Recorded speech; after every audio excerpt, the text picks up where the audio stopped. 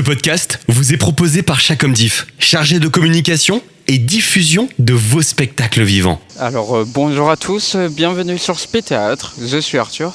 Aujourd'hui on accueille la compagnie Gustave et Lucie pour leur spectacle C'est grave docteur. Ce spectacle se joue au Théâtre de l'Observance à 12h25 du 18 au 29 juillet, sauf le 24 juillet. Bonjour à tous les deux. Bonjour. Est-ce que vous pouvez vous présenter en quelques mots s'il vous plaît? Bon, je vais laisser faire la patronne de la compagnie, c'est Valérie Alzon, alors elle va présenter la compagnie. Oui, donc moi c'est Valérie Alzon, je suis une comédienne lyonnaise et j'ai créé la compagnie Gustave et Lucie il y a tout pile un an. Et donc c'est une compagnie qui a comme spécialité, on peut dire comme ça, parce que c'est la genèse de notre rencontre aussi. Nous jouons des pièces humoristiques de café-théâtre principalement. Et nous aimons faire rire le public, improviser avec le public, et le public entre dans la danse et la thérapie. Parfait. Moi je suis Bernard Jadot, je suis journaliste, je suis romancier, auteur de pièces de théâtre et comédien aux côtés de Valérie Alzon. Et là où elle a parfaitement raison, c'est que rire et faire rire, ça fait partie de notre raison de vivre, parce que là derrière se cachent toutes les autres émotions, tous les autres sentiments, et on adore ça. Et est-ce que vous pouvez résumer la pièce en quelques mots, s'il vous plaît? Bien sûr. Donc là, nous sommes dans le cabinet d'un psychiatre qui s'appelle le docteur Marcel Maurice Petiot. Et il va rencontrer 3 patientes en consultation. Madame Violette Nozière, Madame Lucrèce Borgia et Madame Jeanne Lapousselle. Oui, ces 3 patientes sont toutes plus givrées les unes que les autres. Elles vont faire tourner le docteur en bourrique. Mais il s'avère que le docteur est largement aussi givré que ses patientes et que la situation forcément va lui échapper. Mais là, on ne vous en raconte pas plus parce que la fin est assez quoi ? Assez surprenante. Voilà, spectaculaire et surprenante. Et le plus fou n'est pas toujours celui qu'on imagine. Et comment vous avez eu l'idée d'écrire cette pièce? Là, je vais laisser parler l'auteur de la pièce. Allez, vas-y Bernard. J'aime les situations folles, j'aime les personnages fous et j'aime avoir toujours des clins d'œil à l'histoire. Alors bien sûr, là vous avez entendu Petiot, Nozière, Borgia, Jeanne Lapousselle qui est Jeanne d'Arc.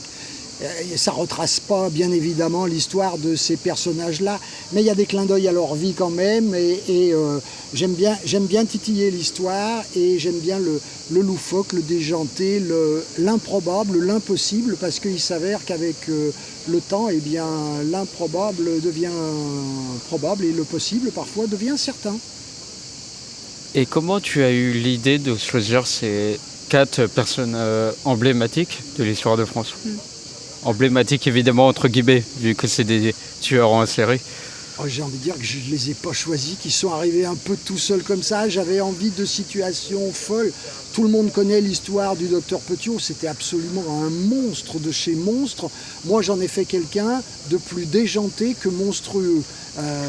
Mais les monstrueux quand même, rassurez-vous. Et quant aux 3 femmes, c'est 3 femmes qui ont marqué l'histoire, qui ont créé des événements et qui passaient pas pour des femmes complètement saines d'esprit. Tout à fait. Et puis on les a quand même un petit peu caractérisées l'une et l'autre, puisque Violette Nozière donc est un poil nymphomane, voilà, très très catholique, donc elle fait beaucoup de signes de croix. Oui.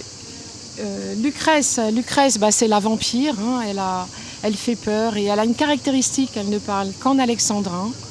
Et Jeanne Lapousselle, c'est la maîtresse femme, comme on peut l'imaginer. Voilà, sadomaso, dans ce rôle, c'est la sado. Ouais. Je vois qu'Arthur se marre, donc c'est super. Arthur va faire partie de notre premier public. Ok, Jeanne d'Arc, sadomaso, je m'imagine, je peux pas... Oui, mais on pousse le bouchon un peu loin des fois. D'ailleurs, tout le monde connaît la formule. Tu pousses le bouchon un peu loin, Maurice. Eh bien, Maurice, c'est mon prénom dans la pièce.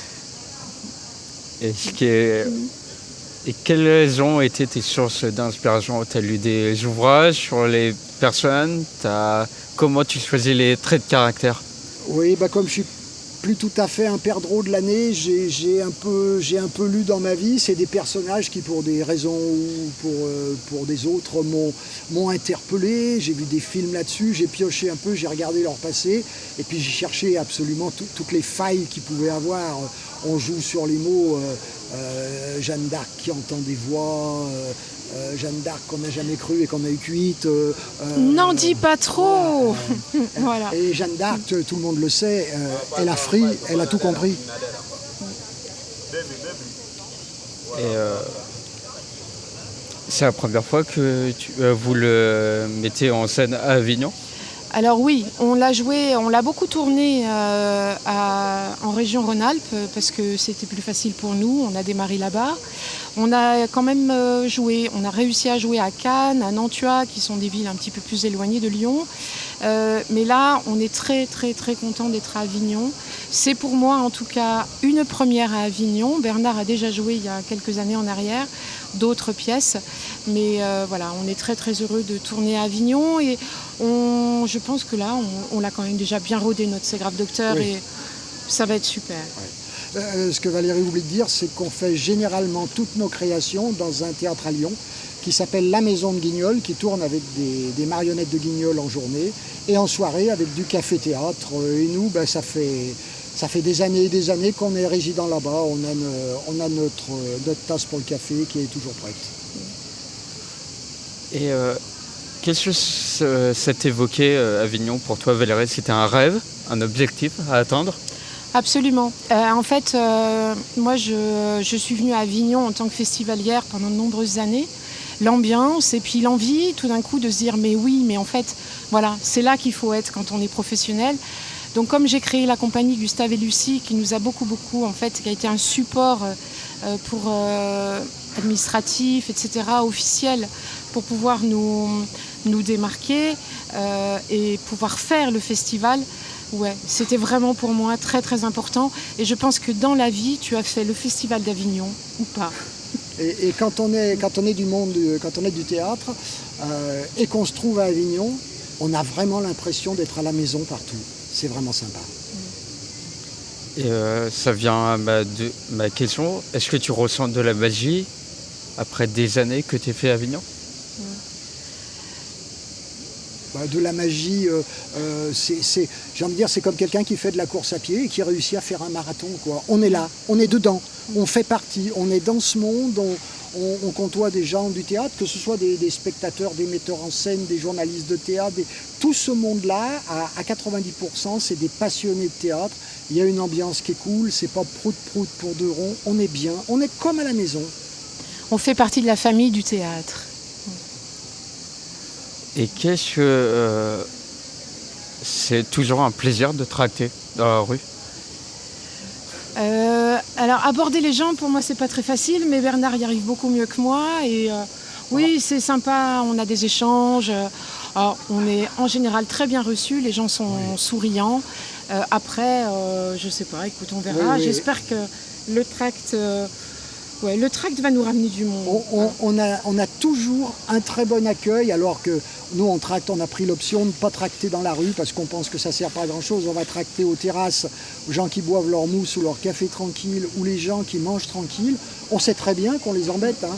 Mais ils jouent le jeu tout le temps, ils nous écoutent, ils sourient, ils viendront ou ils ne viendront pas. Mais ça n'a pas d'importance. On a toujours un bon accueil parce que, c'est ce que je vous disais, c'est comme à la maison. Ce sont toujours des gens réceptifs. Personne ne nous dit « Oh non, ça suffit, on en a assez entendu. » Le pire qu'on puisse entendre, c'est « Ah ben non, désolé, on part ce soir. » C'est le pire. Ou alors on a programmé et on n'a plus de place libre. On est complet, je l'ai entendu. Alors, l'accueil est merveilleux. Oui, les gens sont très bienveillants, c'est chouette. Et demain, c'est la première. Oui. Est-ce qu'il y a du stress? Et comment on le soigne, le stress? Alors, moi personnellement, je ne suis pas trop stressée. J'ai hâte. J'ai simplement hâte d'y être. Voilà, ça fait des mois qu'on la prépare, cette première. Et puis, faut dire qu'on l'a joué une vingtaine de fois à Lyon, ou 30 fois, je ne sais plus, enfin Lyon en région. On maîtrise bien le texte, on maîtrise bien les gestes, on maîtrise bien la scène.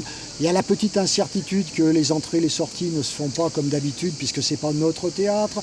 Les lumières ne sont pas tout à fait comme d'habitude, parce que ce ne sont pas nos lumières. Le son, peut toujours y avoir une incertitude, parce que le régisseur, ça va être sa première. Non, on a un régisseur excellent, il s'appelle Pierre, il est adorable, il est au théâtre de l'Observance.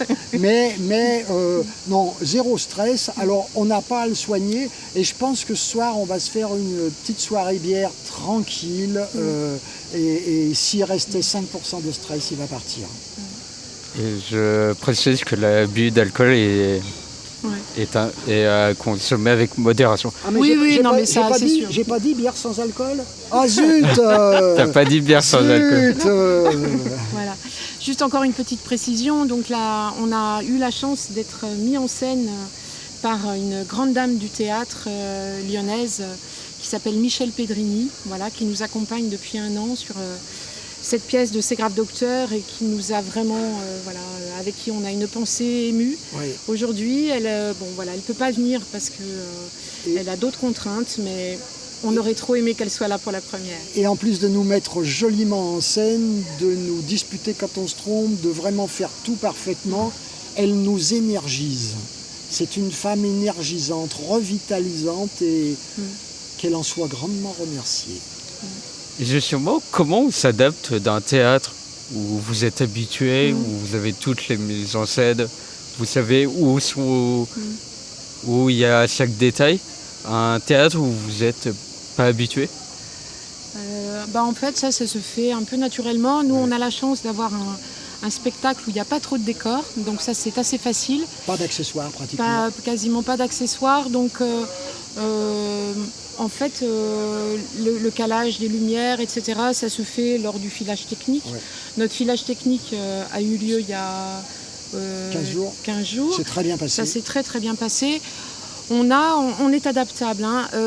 Quand j'ai dit tout à l'heure qu'on avait joué à Cannes et à Lyon, etc., on est capable de passer d'une jauge de 20 places parce qu'on a joué à 400 places. Voilà. Donc on est très adaptable.